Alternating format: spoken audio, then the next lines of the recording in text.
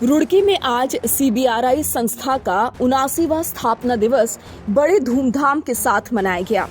स्थापना दिवस के अवसर पर आयोजित कार्यक्रम में पुरस्कार भी वितरित किए गए।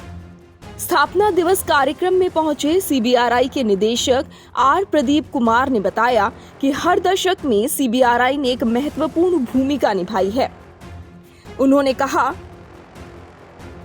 वायनाड आपदा, जोशीमठ, दिल्ली ब्रिज टर्मिनल की घटना का जिक्र करते हुए उन्होंने कहा कि सभी में सीबीआरआई के वैज्ञानिकों ने समस्याओं का समाधान खोजने में मदद की है और आगे भी आपदाओं के समय सीबीआरआई हर संभव मदद करने को तैयार खड़ा है।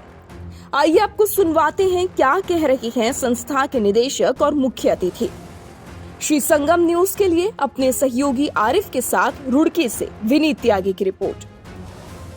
क्योंकि 1947 फरवरी 10 को सीबीआरआई का उद्घाटन मतलब जन्मदिन है, मतलब first inaugural day, first foundation day. तो लगातार हर दशक में सीबीआरआई ने बहुत सारा जो बिल्डिंग टेक्नोलॉजीज़ है वो कंट्रीब्यूट किया है। तो अभी पिछले साल हम जो देखते हैं तो जो प्राकृतिक विविधताएं जो आई हैं उसमें सीबीआरआई फोरफ्रंट में खड़ा होके और लोगों के साथ खड़े होकर उसका क्या सॉल्यूशन हो सकता है। जैसे कि वायनाड में जो लैंडस्लाइड डिज़ास्टर हुआ था और खम्मम के फ्लड्स में जो घरों को बहुत नुकसान हुआ था, जैसे कि आप जानते हैं जोशीमठ में भी जो बहुत सारा नुकसान हुआ था, उसके लिए टेक्नोलॉजिकल सॉल्यूशंस क्या दे सकते हैं वो सीबीआरआई से गया है। और हाल ही में आपने देखा होगा कि दिल्ली में T1 टर्मिनल थोड़ा डैमेज हो गया था, तो उसके बाद में ministry of civil aviations CBRI के साथ एक वर्कशॉप किया था जिसमें सारे एयरपोर्ट ऑपरेटर्स उस वर्कशॉप में भाग लिए हैं और आगे सीबीआरआई के साथ जो टेक्निकल सॉल्यूशंस है वो। और ये जो प्रदूषण फैल रहा है उसका जो ईंट भट्टी से जो निकलता है धुआं, तो उसको कम करने में सीबीआरआई का योगदान होने वाला है। और उसके साथ साथ ही जो आम आदमी है उनके घर जो सस्ते कैसे बन सकते हैं उसके लिए भी हमारे लगातार वैज्ञानिक बहुत दिन रात मेहनत कर रहे हैं।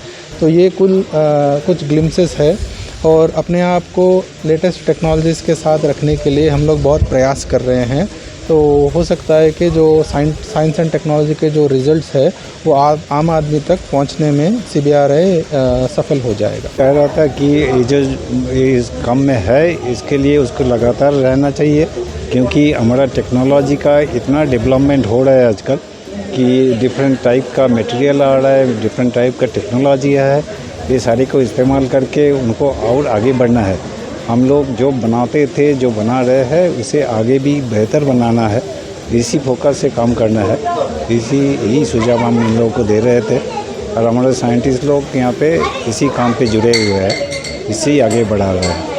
सीबीआरआई शुरू से बिल्डिंग टेक्नोलॉजीज़ में जिस तरह का काम कर रही है, सस्टेनेबल बिल्डिंग्स में या गरीबों को बनने वाले बिल्डिंग्स में या डिज़ास्टर मिटिगेशन में, वो काम हमारे पॉलिसी मेकर्स के लिए, हमारे बिल्डर्स के लिए और आम जनता के लिए बहुत ही उपयोगी है। हमारी उम्मीद है कि आगे भी इसी तरह का काम ये करते रहें। फाउंडेशन डे मनाया जा रहा है सीबीआरआई का, तो क्या आपको लगता है कि इतने सालों में कितना प्रोग्रेस सीबीआरआई ने किया? सीबीआरआई ने पिछले 79 ईयर्स में बहुत अधिक प्रोग्रेस किया है और वो सबके सामने है। जो क्षेत्र मैंने पहले बताए, sustainable buildings, energy efficient buildings या जो टेस्टिंग है या हमारे हिस्टोरिकल मॉन्यूमेंट्स जो हैं, राम टेम्पल हुआ या जगन्नाथ मंदिर हैं, इस तरह की स्ट्रक्चर्स को बचाने में जितना काम सीबीआरआई ने किया है वो बहुत ही अधिक है और हम आशा करते हैं कि ये काम भविष्य में भी जारी रहेगा।